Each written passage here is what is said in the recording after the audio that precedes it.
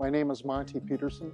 I am a director from North Dakota on the American Soybean Association, and I currently serve as vice chair of USSEC.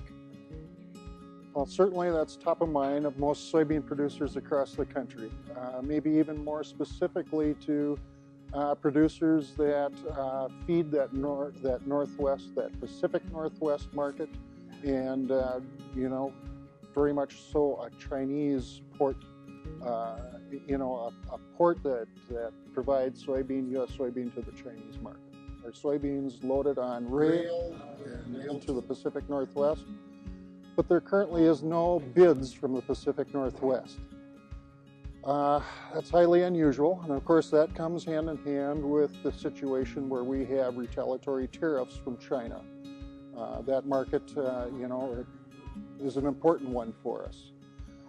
So the concern with my fellow farmers back in North Dakota is, what do they do with this year's crop? It's most likely going to have to be stored with the hopes that we have some trade negotiations that improve and we find acceptable solutions, in the discussion with trade with China, and get that resolved, get them back as customers again.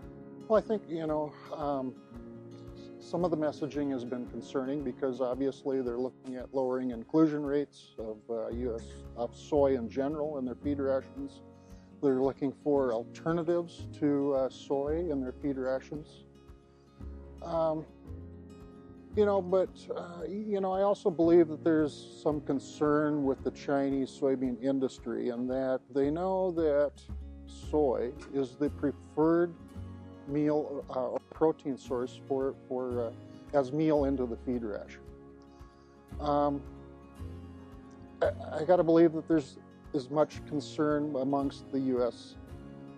There's as much concern with the Chinese soybean industry as there is currently with the U.S. soybean industry and producers. Well, this is a premier event. This provides the opportunity for buyers of U.S. soy to get together with the sellers of U.S. soy.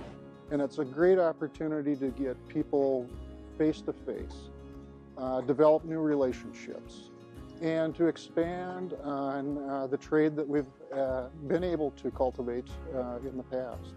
So it's a tremendous opportunity to just promote U.S. soy.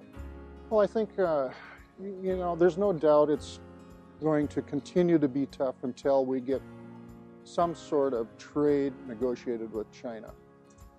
But the good news is that we are finding other markets to go with our soy. What we're going to have to do is probably adapt to some different trade flows across the world, and that might affect delivery to our U.S. ports some. I'm confident at some point we're going to work through this. We don't have any choice. We have to work through this. Let's hope. I don't believe that we're going to lose the Chinese market entirely. We're still going to be able to sell into that market at some point here. It's just going to be a little bit tough for this harvest season.